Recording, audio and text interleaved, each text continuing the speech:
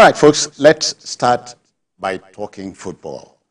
You know, three-time champions of African football, the Super Eagles of Nigeria, have romped into the 33rd edition of the Africa Cup of Nations tournament, where they are billed to play the Angola national football team, the Palencas Negras, or Black Antelopes, in the first quarterfinal game. Now, first-choice goalkeeper Stanley Nwabali will be facing a late fitness test ahead of the clash. Meanwhile, former Super Eagles captain Segun Odegbami has called on Nigerians at home and in the diaspora to believe and support the team to triumph at the championships ongoing in Côte d'Ivoire. Let's hear a bit from Chief Odegbami himself.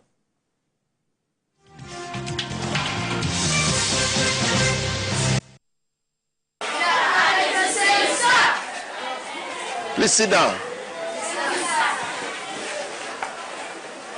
I want to thank you very much for welcoming me so wonderfully this afternoon. My name is Segun Odegbami.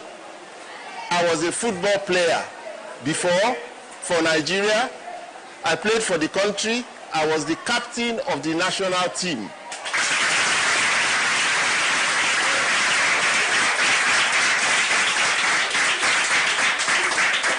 As you know, the Super Eagles, that's our national team, are in Abidjan to come and represent us at the Africa Cup of Nations. I believe some of you have been watching.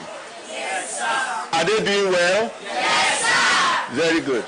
So I bring you greetings from all those great players that you know, Victor Osimhen and the rest of them. Pardon?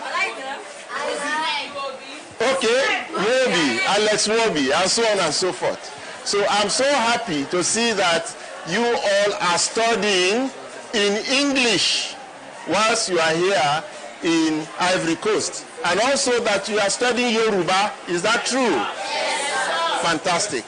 Well, I want to wish you the best of luck.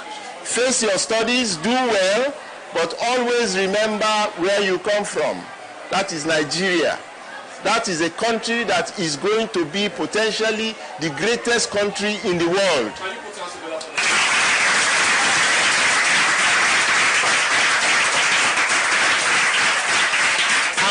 And what you are doing by getting an education in English and in Yoruba and also in French is that you are preparing yourselves to be part of that great world that is coming.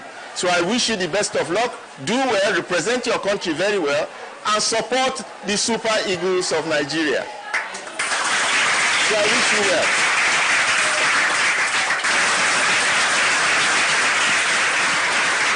Up Nigeria, up Super Eagles.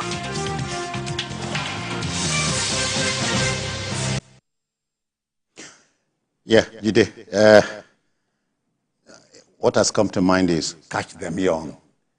So fill these young minds with the impression that Nigeria can be great again. Yes, in their lifetime and in our lifetime, Nigeria will be great again. And it's good to, when you are in a foreign land, it's good to level up with your own people. This is a Nigerian, this is Nigerians in a classroom in Côte d'Ivoire. They are being taught English language, being taught French, and even Yoruba. You know, there's a considerable Yoruba population in that country. The Ejigbo people, for example, they've been there for centuries. Since Adam there, class 1. They've been there for, I don't know. You were there with Adam when he was in his diapers.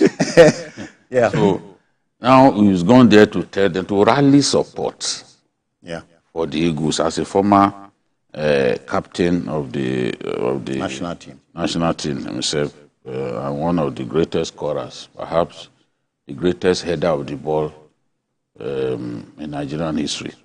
So we, as a people, must support the Eagles. That patriotism is trying its best to instill that patriotism in these young ones so that when they grow with it, they will genuinely love their country. Yeah. There are people today who have so much hatred for their country just because of some leaders that they do not like to see. You cannot transfer hatred for the leadership to the country. You cannot be abroad and be stoning your country. It makes absolutely no sense. Football unites us as a sport. And every one of us will be eager to see how the Super Eagles perform today.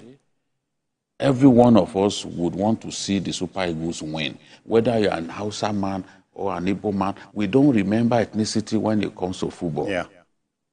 Nothing unites us as a matter of as fact, people like football. If Nigeria wins today, you will see a so-called enemy embrace another enemy. Yes. Whatever misunderstanding you have with your friend, at that point, it disappears. Yeah, that's it.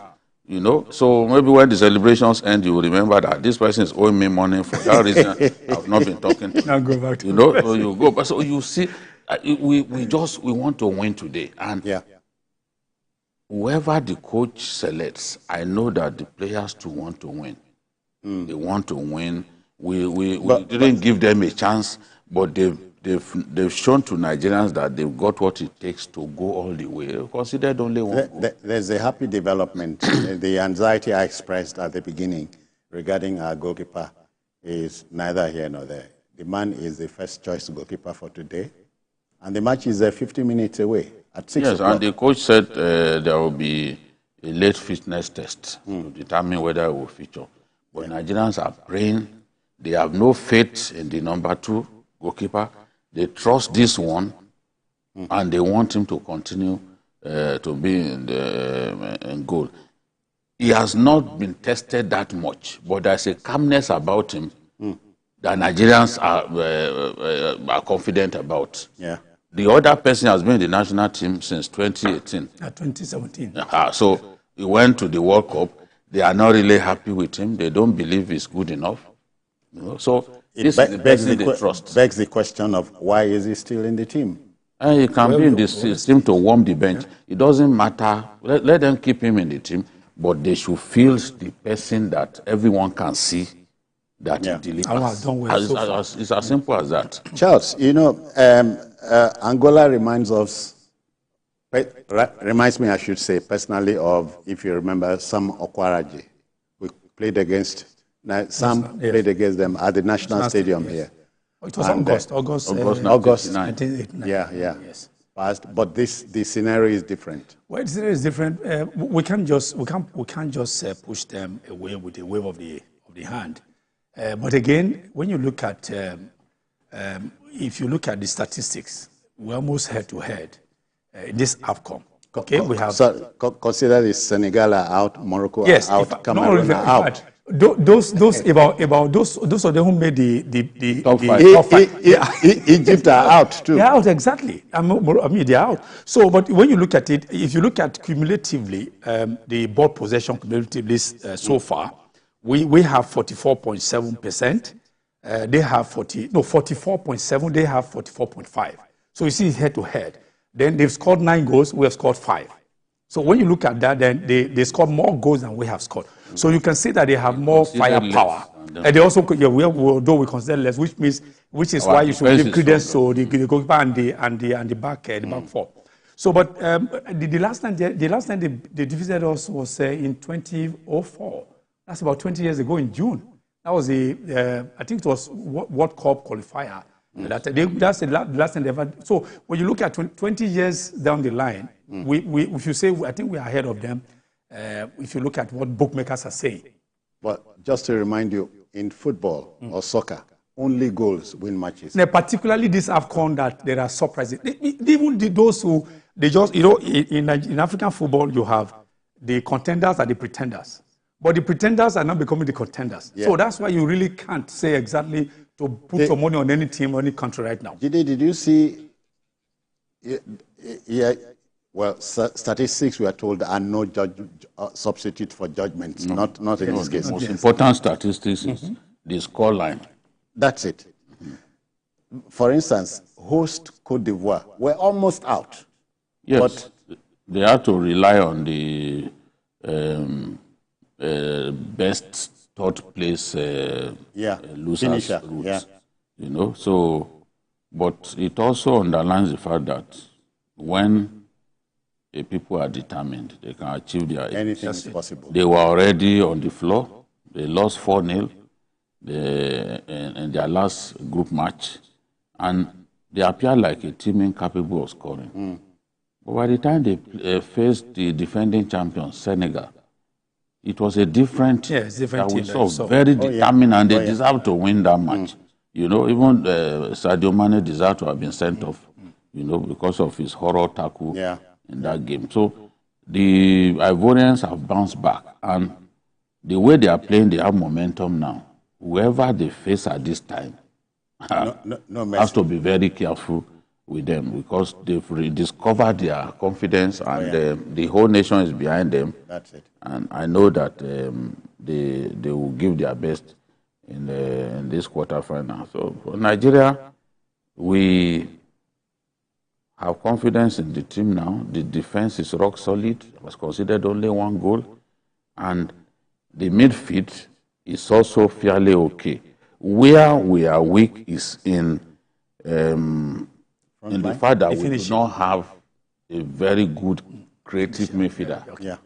You know, a number 10 who can supply the balls for an aggressive attacker like Osimhen. You know, so but Osimhen, in spite of that, is showing his energy and is giving his best. Were you surprised, therefore, when they were tested? No, the testing is a random thing that FIFA they just pick one or two persons so you go and test them. But I thought they said his work rate was outstanding to be. They can test. They see in those days I'm more catchy too. Yeah, exactly. The bull. You know. They do it at random. Other national teams too had their players tested, so they can pick whoever they wanted. So it's well within their rights to do that. Quickly, can you forecast the game? 45 minutes to go.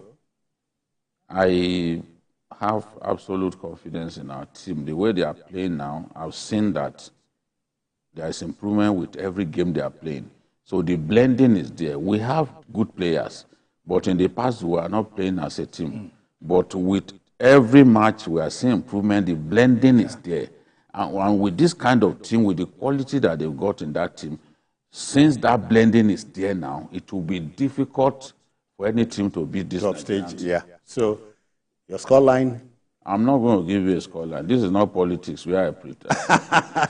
Can you try? I usually watch matches the night before, but I didn't watch this, so I can't give you any. Okay. Yes. All right. That's it. What is it before they play it? My forecast is yes, it will be 11 against 11. Oh, but that's a forecast. Okay. I was talking reality. That's a forecast. I'm running away from it, but you want me to stick my neck out. All right. So the Super Eagles should carry the day. 2-0. Not asking for too much. Okay, 2-4. Mm-hmm. All right then. Mind for sure. Okay, let's go to our next story. You know, marauding gunmen have invaded the residence of a traditional ruler, killed the monarch, and went away with his wife. 2 other people have also been abducted in the process. Now, the mindless bandits stormed the palace of the Olukoro of Koro town. I hope I got that right. That's in Ekiti, local government area of Kwara State. Retired General Segun Aremu was the monarch so killed. He's a retired general. Now, Governor Abdul Rahman Abdul Razak has condemned the demonic act, which he said was reckless, shocking, and